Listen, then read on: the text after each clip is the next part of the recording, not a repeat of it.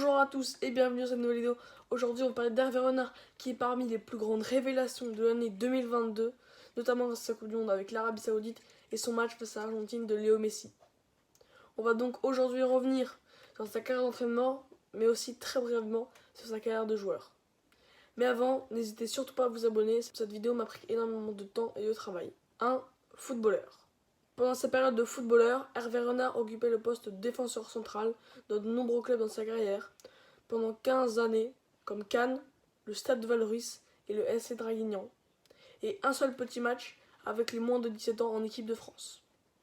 Pour un total de 216 matchs, mais un seul en première division, et c'était contre le Malta Racing en 1989. Il ne compte que 3 petits buts dans sa carrière de joueur. 2. Entraîneur. Suite à sa retraite de footballeur, il revient dans son premier club, le SC Draguignan, où il réussit en 2 saisons à faire passer le club de DH à CFA, qui est l'actuel National 1. Après ce passage à Draguignan, Hervé Renard a rapidement essayé de passer le DEF, qui est le diplôme d'entraîneur du football, en 2002, et l'obtient, puis file 2 ans plus tard à Cambridge United, en 4ème division anglaise, pour succéder à son mentor Claude Leroy, où il sera limogé après une 14e défaite en 25 matchs. 7 ans plus tard, et les petits jobs avec des petites nations africaines comme l'Angola, où il avait démissionné seulement 6 mois après sa nomination car il n'était pas payé, mais aussi un bon passage en Zambie en 2008, où il atteindra les quarts de finale de la CAN 2010 avec un exploit non réalisé depuis 14 années. C'est avec la même Zambie qu'il arrive une nouvelle fois à la CAN 2012 à créer un exploit collectif en remportant le trophée au pénalty sur le score de 8-7 après un match nul 0-0.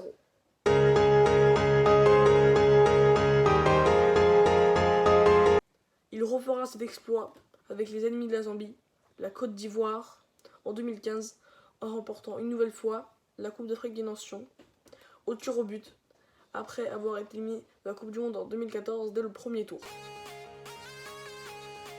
Il reviendra ensuite en France en 2015 pour signer au LOSC, mais il sera licencié 6 mois plus tard car il était la 2e pire attaque du championnat français. Il revient donc en Afrique, mais cette fois-ci au Maroc, pour jouer la Coupe du Monde 2018 en Russie, ainsi que la CAN 2017.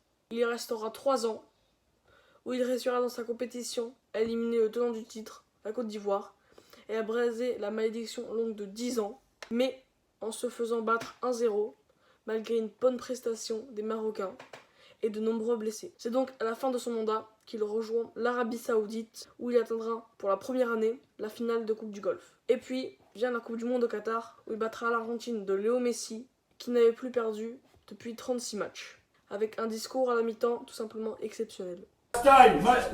Messi, at the middle of the pitch, he has the ball, you stay in front of the defense.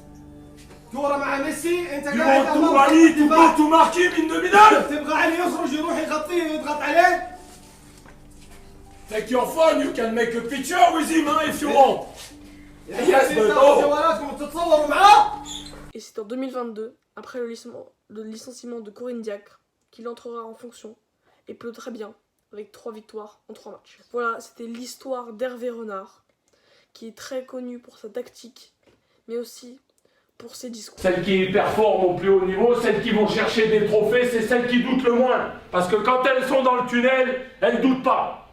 Donc aujourd'hui, c'est une occasion rêvée de pouvoir montrer contre une équipe de très bon niveau qu'il y a une nouvelle énergie. S'il y a un bon état d'esprit, s'il y a de la solidarité, s'il y a du travail, s'il y a de l'organisation, bien sûr que ça va payer. Voilà, merci beaucoup à la Fédération Française de Football pour les discours, mais aussi au magazine Le Parisien pour toutes les vidéos. Merci beaucoup et surtout, n'hésitez pas à vous abonner et à lâcher un j'aime et un commentaire.